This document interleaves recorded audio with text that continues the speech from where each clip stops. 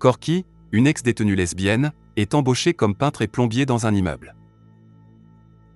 Elle rencontre Violet et César, le couple qui habite à côté de l'appartement qu'elle rénove.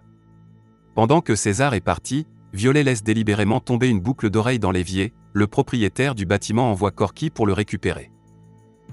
Violet admet qu'elle a laissé tomber la boucle d'oreille exprès et commence à séduire Corky. Ils sont interrompus par l'arrivée de César et Corky retourne au travail. Lorsqu'elle part pour la journée, Violet la suit jusqu'à son camion.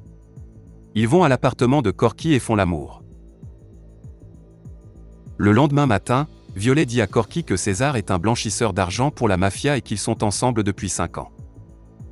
Plus tard, Violet surprend César et ses associés de la mafia battre et torturer Shelly, un homme qui a écumé l'argent de l'entreprise. Bouleversée par la violence, Violet cherche du réconfort auprès de Corky. Elle dit à Corky qu'elle veut se refaire une vie, mais qu'elle a besoin de son aide. Sachant que César rapportera les près de 2 millions de dollars que Shelly a détournés dans l'appartement, les deux femmes élaborent un stratagème pour voler l'argent. Après que Shelly ait été abattue par Johnny, le fils du patron de la mafia Gino Marzone, César retourne à l'appartement avec un sac d'argent sanglant. En colère contre Johnny pour avoir tué Shelly dans un accès de rage et des éclaboussures de sang partout, César se met à laver, repasser et suspendre l'argent pour le faire sécher. Violet explique à Corky que César et Johnny se détestent et que Gino et Johnny viendront récupérer l'argent de César. Corky élabore un plan, lorsque César aura fini de compter l'argent, il prendra une douche pour se détendre.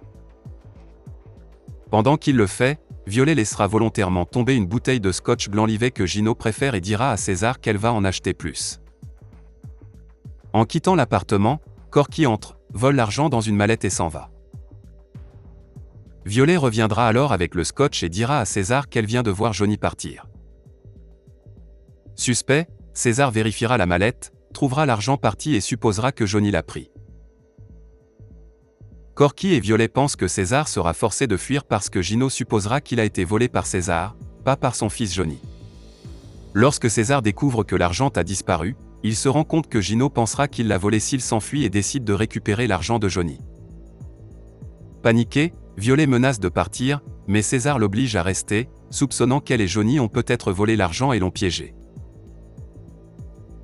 Corky attend à côté avec l'argent pendant que Gino et Johnny arrivent. Après que Johnny ait flirté avec Violet et se soit moqué de lui, César sort une arme et dit à Gino que son fils a volé l'argent.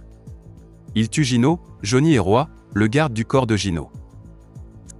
César dit à Violet qu'ils doivent trouver l'argent, se débarrasser des corps et prétendre que Gino et Johnny ne sont jamais arrivés de peur que leurs amis de la mafia découvrent que les hommes ont disparu. Incapable de trouver l'argent dans l'appartement de Johnny, César téléphone à Mickey, un copain de la mafia, lui disant que Gino n'est pas encore arrivé.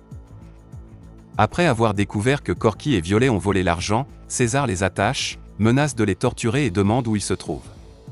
Lorsque Mickey arrive à l'appartement, César passe un accord avec Violet pour l'aider à caler. Violet appelle leur ligne fixe depuis le téléphone portable de Johnny et convainc César de feindre une conversation avec Gino expliquant que lui et Johnny sont à l'hôpital après un accident de voiture. La ruse trompe Mickey, qui part pour l'hôpital. Corky dit à César qu'elle a caché l'argent dans l'appartement d'à côté et il va le récupérer. Violet s'échappe et appelle Mickey, lui disant que César a volé l'argent et l'a forcé à se taire. Corky essaie d'empêcher César de prendre l'argent, mais il la bête violemment. Violet arrive et tient César sous la menace d'une arme, elle l'informe que Mickey est en route et qu'il devrait courir tant qu'il le peut. Lorsque César refuse, Violet le tue. Plus tard, Mickey, qui croit à l'histoire de Violet, lui dit qu'il retrouvera César. Mickey veut que Violet soit sa petite amie, mais elle lui dit qu'elle a besoin d'une pause nette, ce qu'elle fait en partant main dans la main avec Corky.